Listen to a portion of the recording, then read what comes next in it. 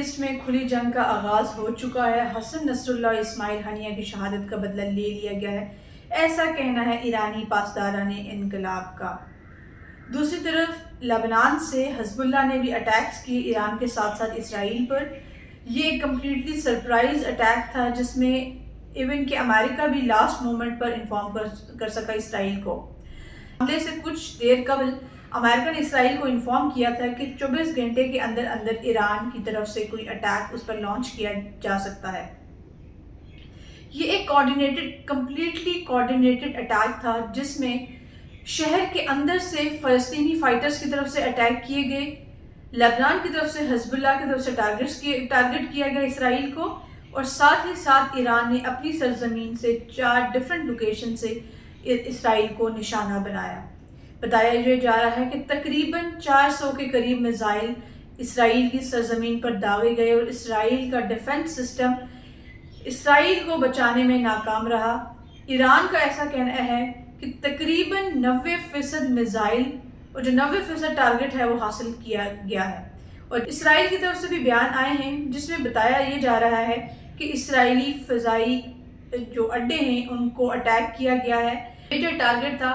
وہ فضائی اڈے تھے۔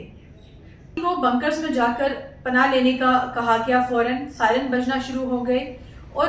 سڑکوں پر غیر معمولی ٹریفک دیکھنے کو ملی۔ جتنے بھی فوٹیجز یا ویڈیوز آئیں وہ تمام وہ ویڈیوز تھی جو کہ مغربی علاقوں سے پہاڑوں پر چڑھ کر بنائی گئی تھی، کیونکہ فوراً اسرائیل نے رپورٹنگ پر پابندی لگا دی کی تھی۔ الجزیرہ کی کچھ فوٹیجز ہیں، جو کچھ ویڈیوز ہیں جس میں صاف دکھائی دیتا ہے 3 میزائلز ٹارگٹ پر جا کے لگے ہیں، جو کہ کلیئر انڈیکیشن ہے کہ اسرائیل کا ڈیفنس سسٹم تو ناکام ہو گیا ایرانی میزائلز کو روکنے میں۔ جو کہ کہا جاتا تھا کہ اسرائیل کا ڈیفنس سسٹم دنیا کے بہترین ڈیفنس سسٹم میں سے ایک مانا جاتا تھا، اس کا ڈوم نامی سسٹم ناکام ہو گیا ایرانی میزائلز کو روکنے میں۔ اسرائیل اور امریکہ کی طرف سے ایران کو دھمکیاں موصول ہونا شروع ہو گئی تھی، ایران کو سنگین نتائج بھگتنے کی دھمکی دی گئی، اور امریکہ اور اسرائیل کی طرف سے کہا گیا کہ اسرائیل ایک بڑا اٹیک لانچ کرے گا ایران پر، اور جواب میں ایرانی جو جواب آیا، ایرانی جو لیڈرشپ ہے اس نے ساتھ ہی یہ جو ہے کہا کہ اگر امریکہ براہ راست جنگ میں داخل ہوتا ہے یا براہ راست اس کا حصہ بنتا ہے تو وہ سنگین نتائج بھگتنے کے لیے تیار رہے، اور ایران اپنی ملکی سالمیت پہ ہونے والے اٹیکس یا اس سے ریلیٹڈ کوئی بھی اٹیک کا بدلہ ہر حال میں لے گا۔ اور ایران نے یہ واضح کیا کہ اسماعیل ہنیہ اور حسن نصر اللہ کا یہ جو بدلہ ہے لیا گیا۔ ایران نے فوراً اٹیکس نہیں کیے، ایران نے ایک بہت ٹائم لے کے ایک اچھا ٹائملی اٹیک کیا، ایک ایسے وقت میں اٹیک کیا جب اسرائیل اس اٹیک کے لیے تیار نہیں تھا۔ ایرانی ایسٹس پر حملوں کا خطرہ جوں کا توں موجود ہے اور اسرائیل کسی بھی ٹائم اٹیک کر سکتا ہے۔ دراصل اسرائیل مڈل ایسٹ میں عراق، لیبیا، شام اور غزہ کو نشانہ بنانے کے بعد اس کا میں حائل رکاوٹ ایران کو دور کرنا چاہتا ہے، ایران کو کمزور کر کے اس کے اندر ایک ریولوشن لا کے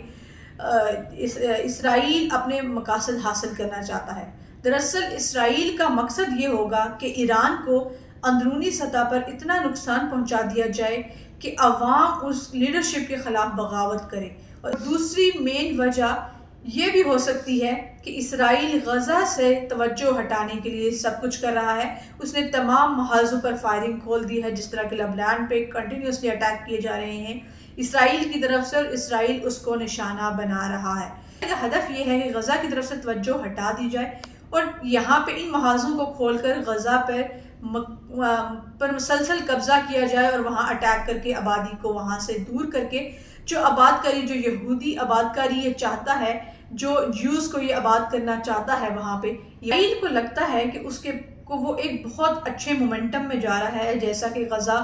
پر جس طرح کی بربریت اور جس طرح کی جینوسائیڈ جو غزہ میں دیکھنے کو ملا، اس کے بعد اسرائیل کو یہ لگتا ہے کہ کوئی بھی عالمی طاقت اسے روک نہیں سکی، بلکہ عالمی طاقتوں کی پشت پناہی اسے حاصل ہے، اور لبنان کے بڑے لیڈرز کو اس نے اٹیک کر دیا۔ حزب اللہ کا ایک اہم لیڈر، ایران کا ایک اہم لیڈر ان کو اٹیک کرنے میں کامیاب رہا۔ ایسی کامیابی پاسٹ میں کہیں نہیں دیکھی گئی کہ کہیں لیڈرشپ کو، اور اسرائیل نے ایران اور حزب اللہ کی بڑی لیڈرشپ کو ہی ہمیشہ اٹیک کیا ہے۔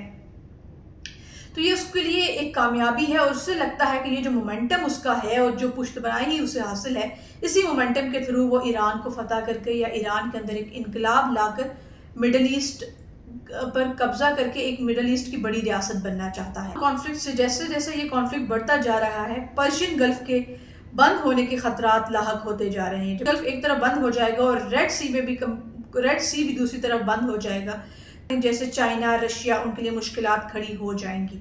تو اسرائیل ایک طرف یہ بھی چاہتا ہے کہ ان بڑی طاقتوں کے ذریعے جنگ بندی کرائی جائے، لیکن اپنے حصول، اپنے مقاصد کو حاصل کرنے کے بعد، کیونکہ یہ ریاستیں جب ریڈ سی اور پرشین گلف بند ہو جائے گا تو ان ریاستوں کو معاشی طور پہ بہت نقصان پہنچے گا، اور یہ ریاستیں جلد از جلد جنگ بندی کرنے کی طرف آئیں گی اور جلد از جلد چاہیں گی کہ یہ معاملہ حل ہو جائے۔ اور یہ چاہتا ہے کہ چائنا اور رشیا جیسی بڑی طاقتیں اس کانفلکٹ میں انوالو ہو جائیں اور اس کو ختم کرنے میں مدد دیں۔ لیکن اس کا خاتمے کا جو بڑا مقصد ہے، جو یہ اسٹیٹس ہیں، ان کو انوالو کرنے کا بڑا مقصد یہ ہے کہ ان اسٹیٹس کے پاس ایک ہی راستہ ہوگا کہ یا تو وہ عرب ورلڈ کو چوز کریں یا پھر اسرائیل کا ساتھ دیں۔ تو اسرائیل یہ ضرور چاہے گا کہ اس کانفلکٹ سے ایک جو پولیٹیکل اور جو ایک جتنی بھی ایک جو ورلڈ آرڈر ہے اس کو ایک نیو ڈائمنشن دی جا سکے۔ مقصد یہ تھا کہ حزب اللہ کی کمر توڑ دی جائے، کیونکہ ہم نے دیکھا ہے کہ حزب اللہ نے جتنے بھی آج تک بڑے اٹیکس اسرائیل پر لانچ کیے گئے ہیں وہ حزب اللہ کی طرف سے کیے گئے ہیں، اور دوسرا اگر دیکھیں تو جو ساؤدرن پارٹ ہے لیبنان کا، وہاں پہ حزب اللہ آج ابھی بھی موجود ہے اور ایک بڑی تعداد میں موجود ہے، اور جتنے بھی اٹیکس اسرائیل پر لانچ کیے جا رہے ہیں وہ حزب اللہ ساؤدرن لیبنان کے پارٹ سے کر رہا ہے، اور ساتھ ہی ساتھ بیروت کی طرف جتنے بھی اسلحہ فراہم کیا جا رہا ہے، جتنے بھی میزائلز ٹرانسفر کیے جا رہے ہیں وہ ساؤدرن پارٹ سے ہی حزب اللہ کر رہا ہے۔ یہ تو ہمیں معلوم ہے کہ راکی ٹاکی اور پیجرز کے اٹیکس کے بعد یہ تو کافی حد تک معلوم ہو گیا کہ اسرائیل کافی حد تک لبنان کے سسٹم میں، حزب اللہ کے سسٹم کے اندر انوالو ہے، اور اس سے کافی حد تک معلومات ہیں۔ لیکن سمجھنا یہ ہے،